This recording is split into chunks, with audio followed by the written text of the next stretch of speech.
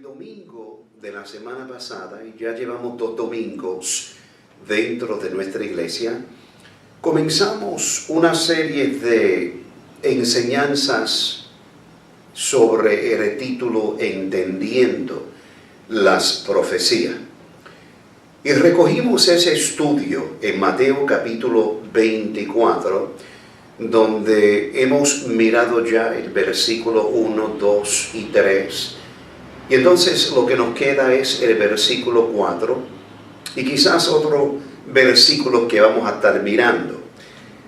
Ahora lo que vamos a presentar en este día es algo que, si usted quiere continuar con esta enseñanza, simplemente tiene que hacer clic donde dice continuar con el resto del mensaje y puede en su propia privacidad sentarse, oír, analizar todo lo que nosotros vamos a decir.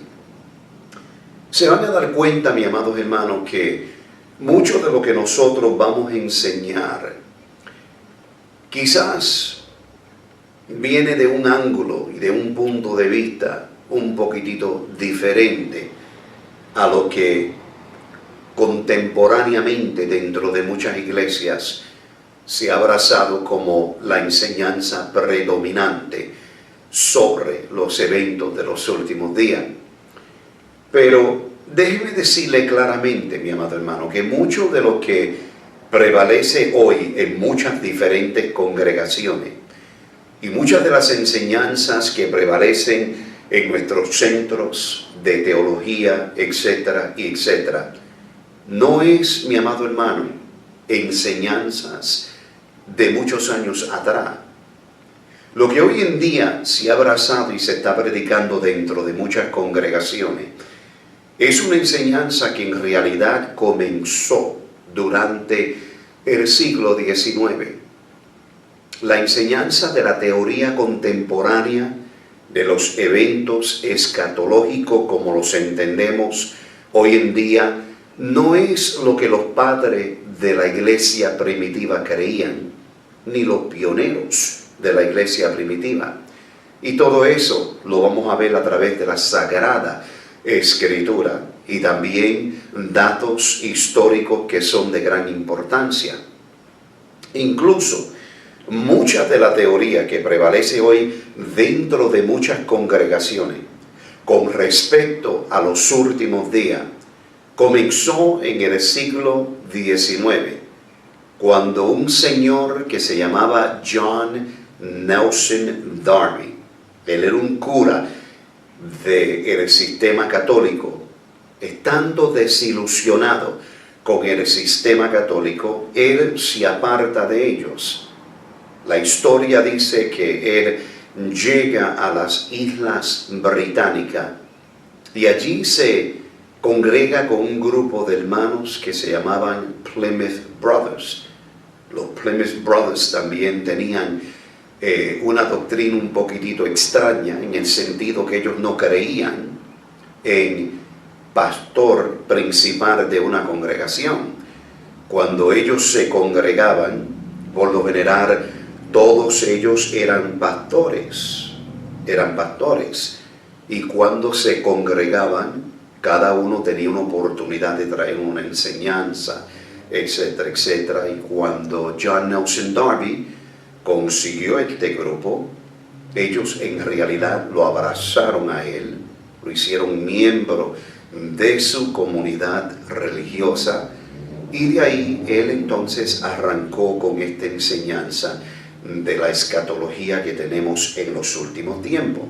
Ahora, si nosotros miramos cuidadosamente la palabra de Dios, por ejemplo, Mateo capítulo 24, la Biblia claramente dice que el arrebatamiento o la reunión de Cristo con los suyos en su segunda venida será después de la tribulación de aquellos días. Miren lo que la palabra dice en Mateo 24 y juzguen por sí mismos.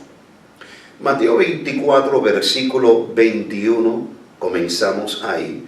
La Biblia dice, porque habrá entonces gran tribulación, cual no la ha habido desde el principio del mundo hasta ahora, ni la habrá. En el verso 22 sigue diciendo, y si aquellos días no fuesen acortados, nadie sería salvo. Mas por causa de los escogidos, aquellos días serán acortados. En el verso 29 le sigue diciendo, e inmediatamente después de la tribulación de aquellos días, el sol se oscurecerá y la luna no dará su resplandor. Y él sigue diciendo, y las estrellas caerán del cielo, y las potencias de los cielos serán conmovidas. En el verso 30 le dice, entonces aparecerá la señal del Hijo del Hombre en el cielo, y entonces lamentarán todas las tribus de la tierra, y verán al Hijo del Hombre viniendo sobre las nubes del cielo con gran poder y gran gloria. En el verso 31, él continúa diciendo, enviará sus ángeles con gran voz de trompeta, y juntará a sus escogidos de los cuatro vientos, desde un extremo del cielo al otro. Bendito sea el Señor. Por eso, mi amado hermano, este pasaje representa un gran problema para los nuevos intérpretes dispensacionalistas, y por eso tienen que buscar una manera de lidiar con este problema. Hacía falta eliminar este pasaje junto a otros pasajes que tenemos dentro de la palabra de Dios, para que no intervinieran con la nueva teología o la nueva escatología de estos últimos tiempos, que literalmente es la que se está desarrollando dentro de muchas iglesias. La manera sabia de hacerlo, mi amado hermano, no fue de arrancar las páginas que nosotros hemos leído en esta Biblia, sino más bien de asignar este pasaje como una referencia a otro grupo que no fuese la iglesia, o sea, los seguidores de Cristo. Un grupo, bendito sea el Señor, que fuese llamado escogidos, como la iglesia es aquella a quien en la Biblia se le llama los escogidos. ¿Y qué mejor grupo que la nación de Israel? Entonces los dispensacionalistas, los pretribulacionistas han hecho precisamente lo que yo acabo de describir. Pero sucede, mi amado hermano, que al mirar cuidadosamente el contexto de Mateo 24, no hay nada, mi amado hermano, que indique que tales enseñanzas se refieren al pueblo de Israel y mayormente al pueblo incrédulo nacional. Vemos en este pasaje de Mateo 24 que Cristo se dirige con estas palabras de advertencia directamente a sus discípulos. Oigan bien, mi amado, usando pronombres en segunda persona. Ustedes, por ejemplo, mirad, seréis, etcétera, y etcétera.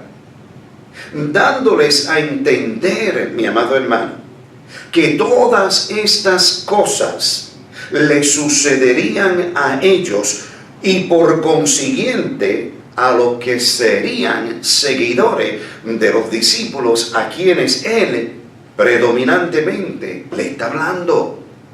En Mateo 24, versículo 4 al 5, respondiendo Jesús les dijo: mirad que nadie os engañe. Ahora pausen un momentito en esa palabra, mirad que nadie os engañe. La pregunta de los discípulos era: ¿qué señal habrá de tu venida y del fin del siglo? Estamos lidiando con esa pregunta. Cuando Jesús responde a esta pregunta, lo hace con una serie de exhortaciones donde le dice: mirad que nadie os engañe. Parece ser como que si Jesús está tratando de evitar la pregunta de ellos, pero no lo está haciendo.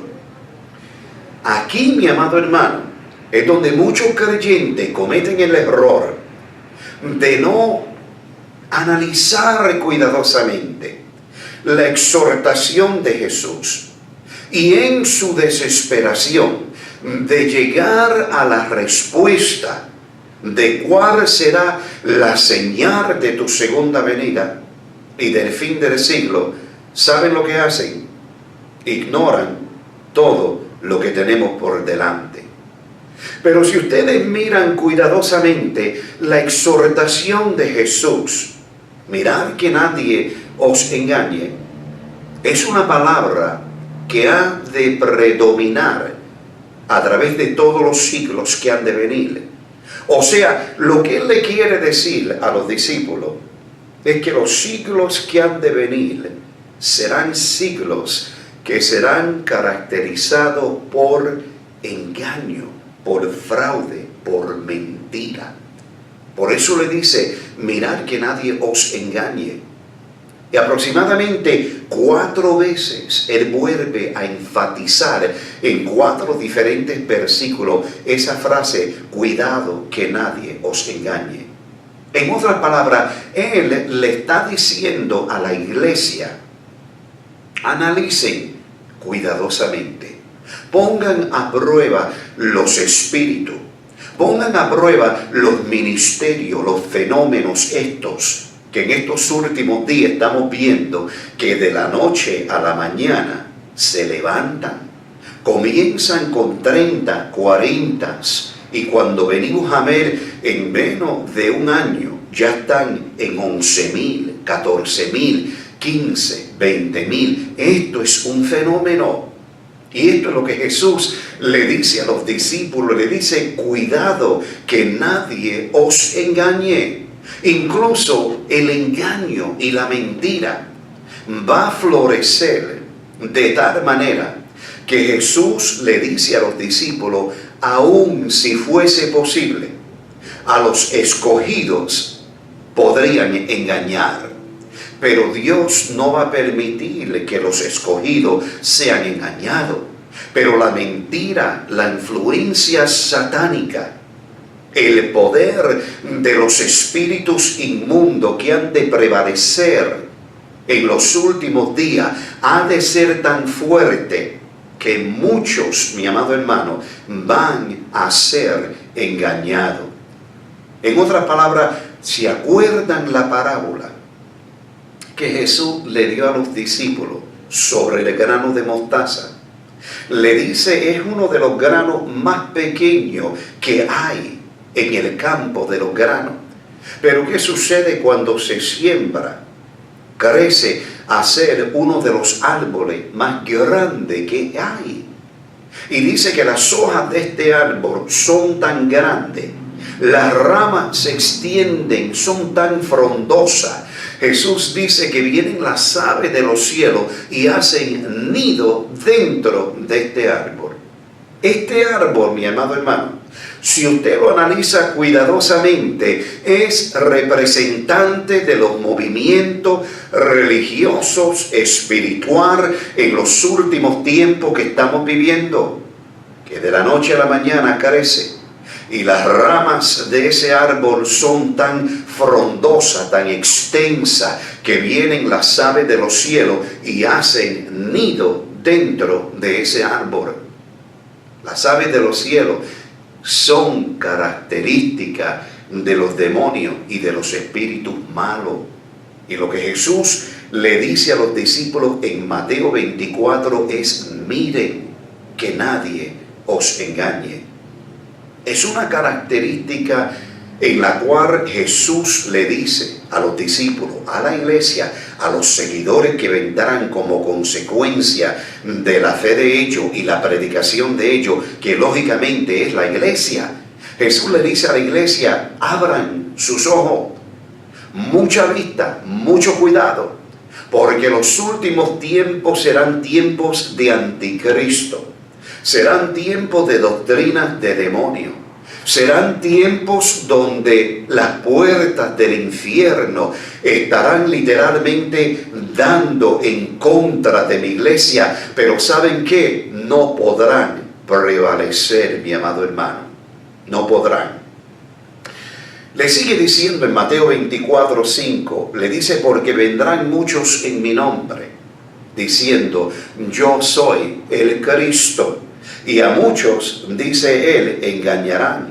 Ahora, si como dicen los dispensacionalistas y los pretribulacionistas, este pasaje de persecución, sufrimiento, muerte y gran tribulación no se refiere a algo que ha de experimentar la iglesia, los seguidores de Jesús, pregunta, ¿por qué, mi amado hermano?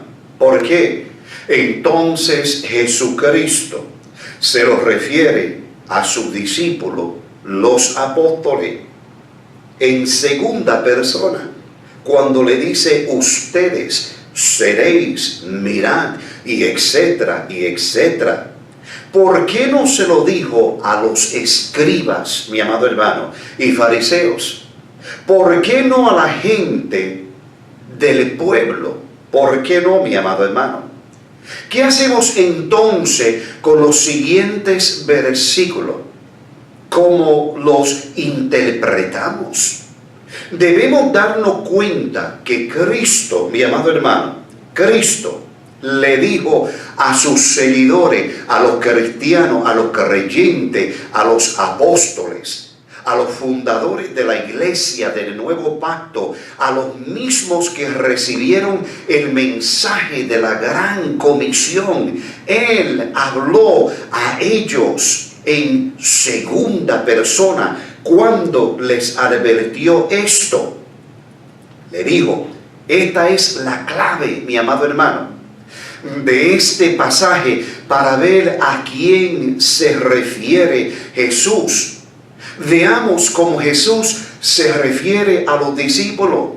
Veamos cómo Jesús se refiere no solamente a ellos, sino a aquellos que serán creyentes como consecuencia de los discípulos y no a los fariseos y no al pueblo. Porque si ustedes miran cuidadosamente en el capítulo 22 del libro de Mateo, Jesús le habla al pueblo. En el capítulo 23, Él le habla a los fariseos. Y en el capítulo 24 le habla a los discípulos que ellos vienen a ser representantes, mi amado hermano, de la iglesia del Señor. Como dije, esta es la clave, el pasaje que tenemos por delante. Si ustedes miran, por ejemplo, el verso 4, van a ver que la Biblia dice, respondiendo Jesús les dijo, mirad que nadie os engañe. ¿A quién le está hablando, hermano? Él está hablando a los discípulos que son parte de la iglesia. En el verso 6, mi amado hermano, Él le dice, y oréis y oiréis de guerras y rumores de guerra. Le dice, mirad que no os turbéis de nuevo. Mirad, le está hablando a los discípulos.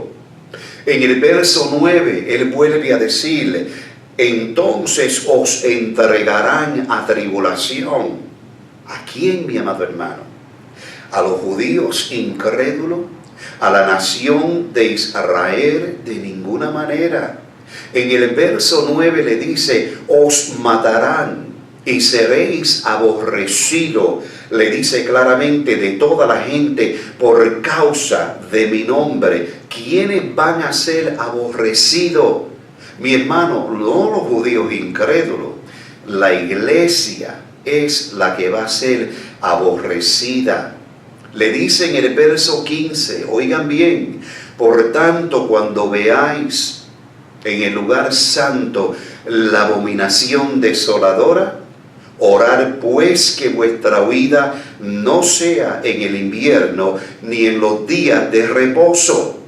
Y le dice en el verso 21, porque habrá entonces gran tribulación. En el verso 23, entonces si algunos dijeren, mirad, aquí está Él es el Cristo, o mirad, allí está, no lo creéis, le dice. Verso 25 le dice, ya os he dicho antes. Verso 26 le dice, así que si os dijeran, mirad, estad en el desierto, no salgan, o miren, estad en los aposentos, no se lo crean. Él establece claramente, hablándole, mi amado hermano, a los discípulos y no a la nación incrédula de Israel. Incluso si nosotros vamos a Hechos capítulo 14, verso 21, Pablo y Bernabé están, exhortando la iglesia y le dicen en el verso 21, después de anunciar el evangelio a aquellas ciudades y de hacer muchos discípulos, volvieron a Listra, a Iconio y Antioquía, confirmando los ánimos de los discípulos y exhortándole que permanecieran en la fe y diciéndole, es necesario que a través de muchas tribulaciones entremos en el reino de Dios. Pero ¿qué pasa, mi amado hermano? Que esta nueva teoría, esta nueva enseñanza que comenzó con el señor John Nelson Darby a recomenzar al siglo XIX y que ha penetrado nuestras congregaciones y que es abrazada por muchos de los que se dicen ser dispensacionalistas y pretribulacionistas, no es el concepto que abrazaban los padres de la iglesia primitiva. Y si usted hace un estudio de cada uno de estos hombres que eran más antes de Lutero, aún Policarpo, que era discípulo directo de Juan, bendito sea el Señor,